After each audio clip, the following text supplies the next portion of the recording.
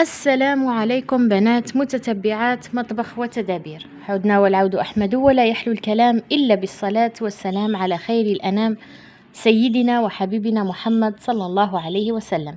كيفكم بنات؟ إن شاء الله تكونوا بخير وعلى خير في صحة ونعيم إن شاء الله. نحب نشكر متتبعاتي الغاليات الأوفياء للقناة والمتتبعات الجدد، نقول لكم مرحبا بكم، الدار داركم والعائلة راها تكبر بكم. اليوم جيت نتحدث مع كل امرأة،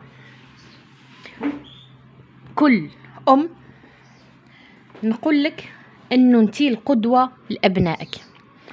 لكل أخت راه عندها اكتئاب، كل أخت تقول عييت من المشاكل، وعييت من الميزيرية، وعييت من قلة الشيء، وعييت. لكل أخت تقول لك أنا ما قدرتش وما نقدرش نواجه هذه الحياة.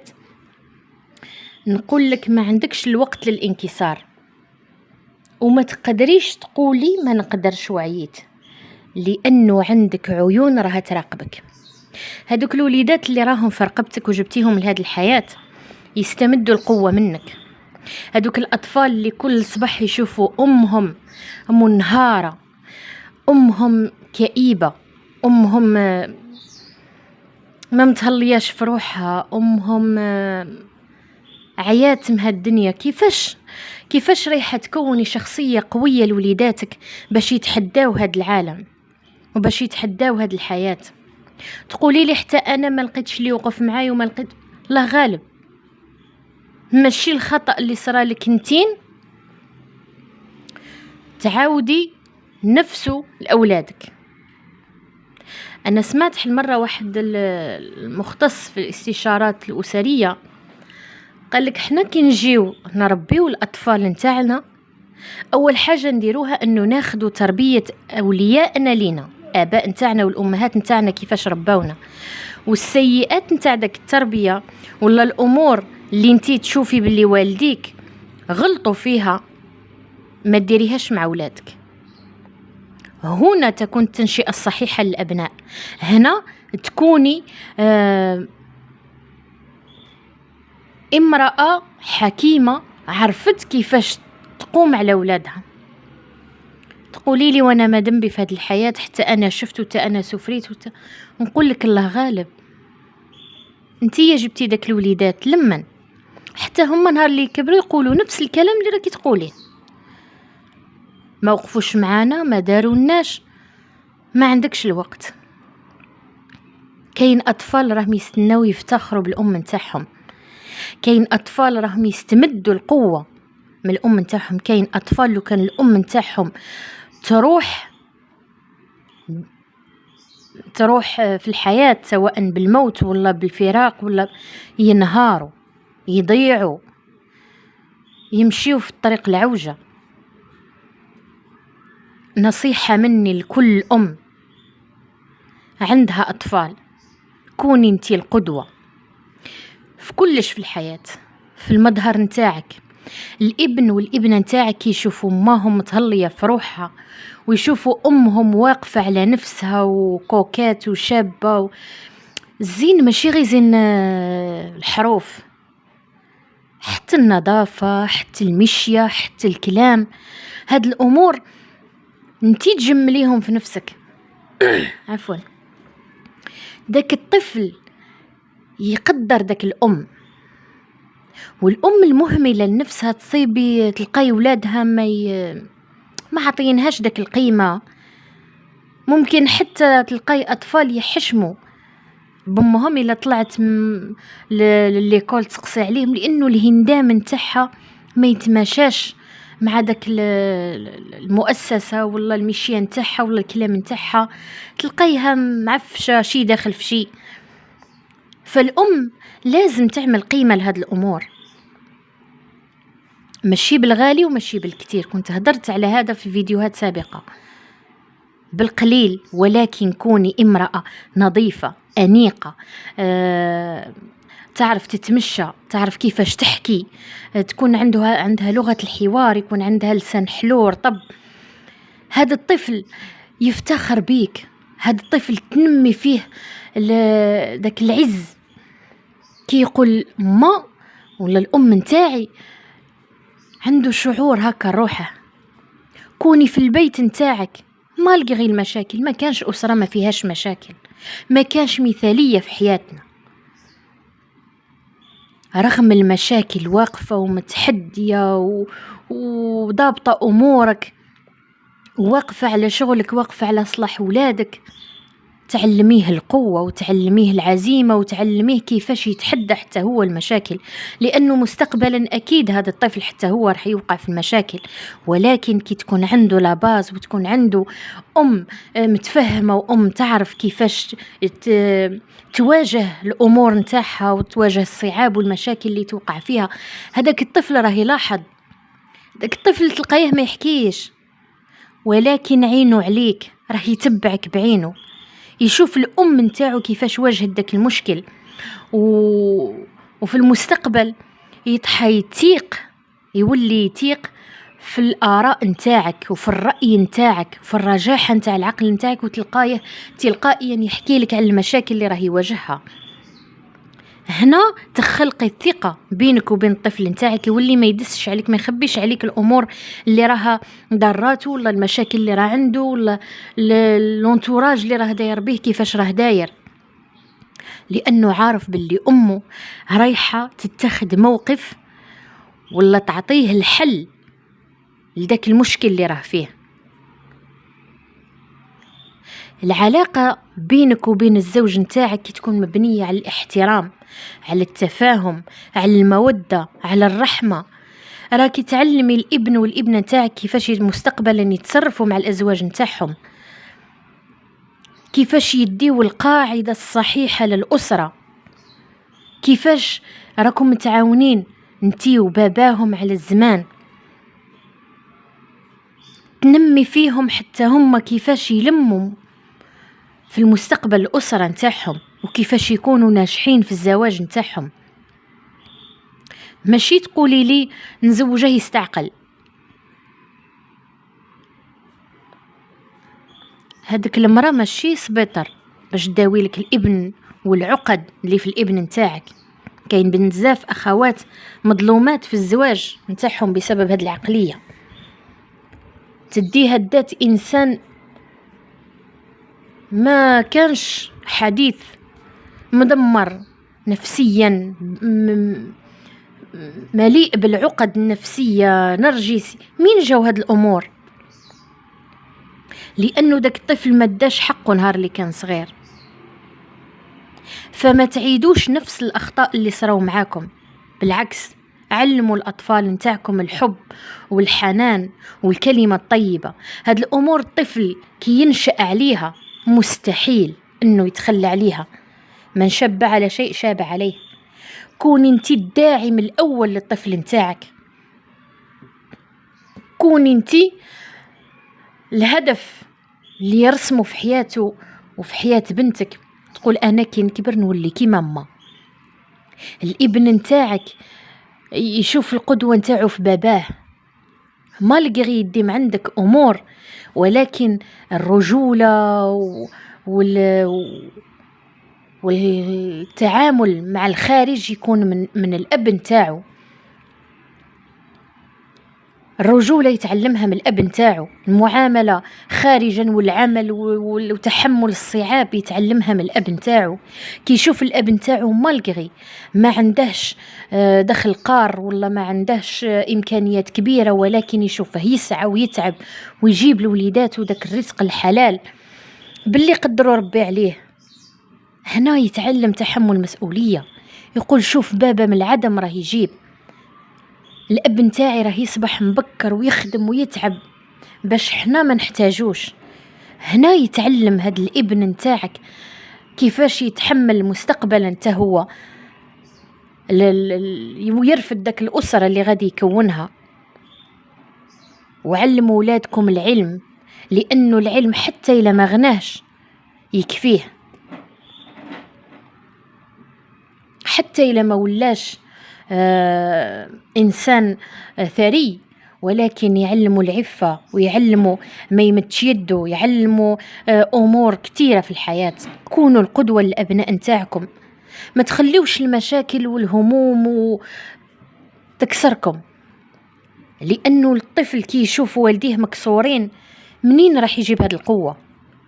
مين يتعلمها هذه القوة وهو عايش في حالة اكتئاب في البيت؟ ما عندكش أختي، ما عندكش الوقت باش تكتئبي.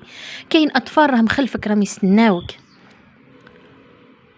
لازم تخرجيهم رجال ولازم تخرجيهم نساء وتخرجيهم أصحاب شخصيات قوية ومواقف صارمة في حياتهم. علميهم يقولوا لا في الوقت اللي لازم تنقال.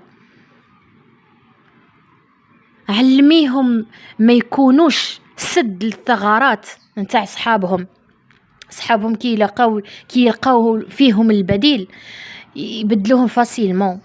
علميهم كيفاش يكونوا شخصيات نادرة، شخصية قوية، شخصية لا تستبدل. علميهم كيفاش يكونوا قياديين في الحياة. إذا ما شافوش هاد الأمور فيك وما قدرتيش تزرعيها فيهم ما تستنيش عفوا أنه يكبروا ويوليوا لك حاجة. الإنسان واش راه يستنى؟ دار هاد الوليدات باش يشوف فيهم نفسه ويفتخر بيهم، يشوف نجاحاتهم ويكبر معاهم ويكبر بيهم. إذا أنتي كنتي أول المحطمين لهذا الطفل، وكاين أولياء ربي يهديهم دمروا الأطفال نتاعهم.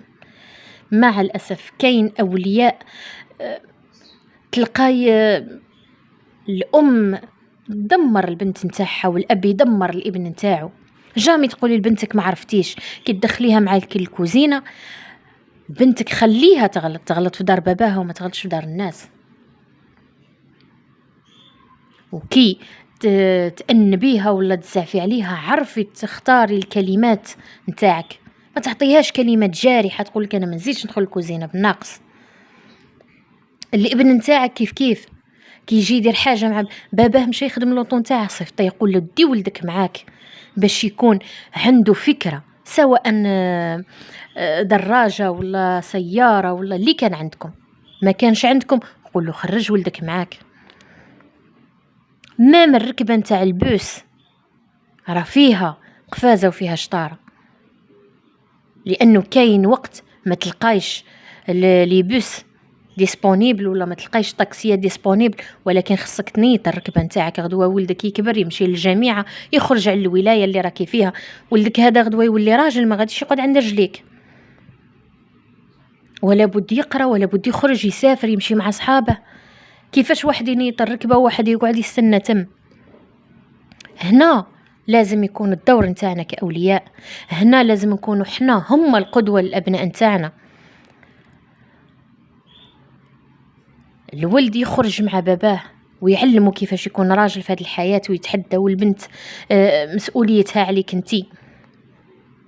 تربية الولد أشق وتربية البنت أدق. ما تقولي ليش عييت وما تقولي ليش ما نقدرش وما تقولي ليش أنا كرهت وما تقولي ليش أنا راني في اكتئاب وانا. هذا الاكتئاب وهذه الأمور النفسية اللي ولات حاليا ما عندها أي محل من الإعراب. رجعوا للدين، ألا بذكر الله تطمئن القلوب. شفتي روحك قلبك قابض عليك مزير عليك، راجعي علاقتك مع الله سبحانه وتعالى، راجعوا أموركم مع ربي. تخرجتونا بمصطلحات طب نفسي واكتئاب ونرجسية وهذه الأمور، وين راه الإسلام منها؟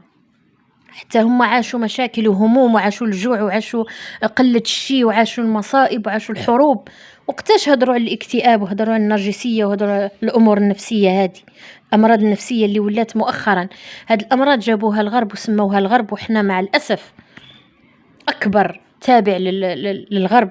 خلينا الصح بين يدينا وخلينا القرآن والسنة ومشينا تبعنا الغرب، لأنه طحينا أمة منقادة بعد ما كنا أمة قائدة.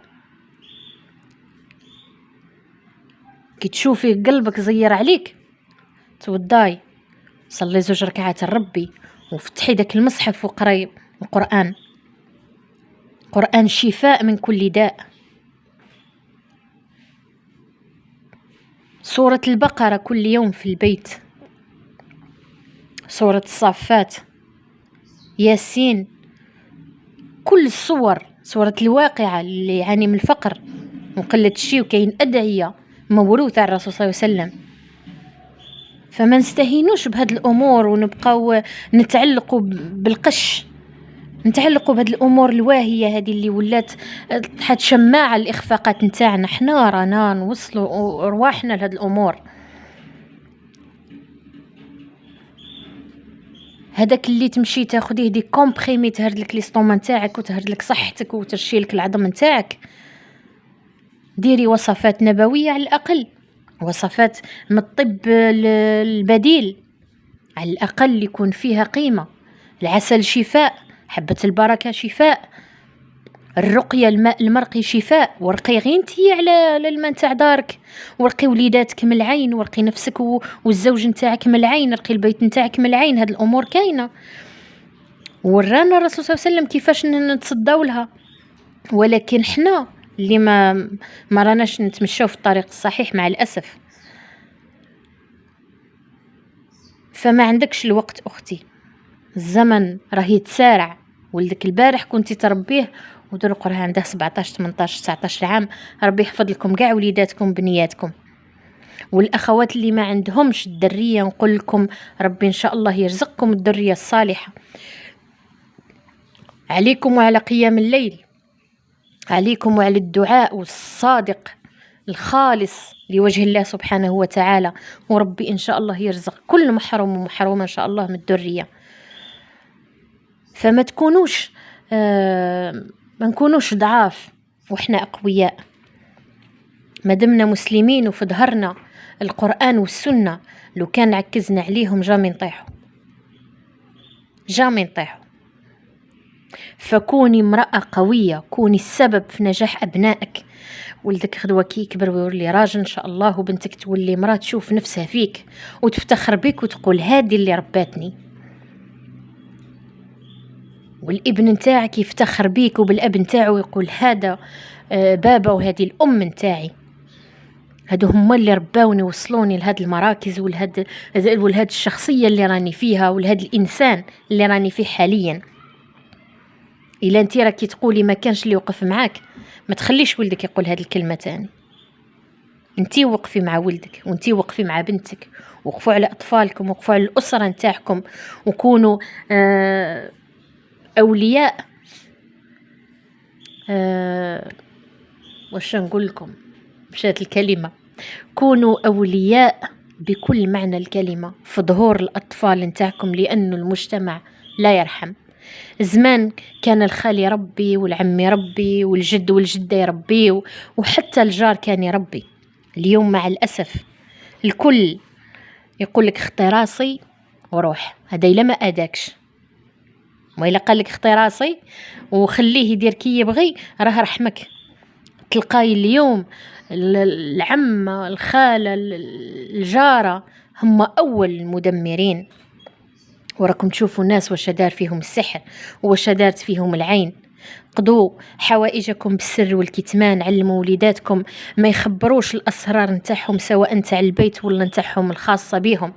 علموا تحافظوا وتستروا النجاح نتاع الأبناء نتاعكم. يا ما ناس بالعين وصلت وين، ويا ما ناس السم نتاع الناس الآخرين ضروهم وسحروهم وفركتوا عشهم ومرضوهم. ربي يبعد علينا وعليكم هاد الناس. إن شاء الله نكون قدرت نوصلكم لوجهة النظر نتاعي ونعطيك حافز ودافع باش تكوني واقفة على أولادك، وإن شاء الله تكون ذرية بارة بيك. وإن شاء الله ربي يعطيك الشيء اللي راه في قلبك لهذوك الأطفال. تهلاو في وليداتكم وكونوا قدوة لوليداتكم. ولنا لقاء في فيديو قادم إن كان في العمر بقاء. ربي يحفظ وليداتي ووليداتكم، وسلام.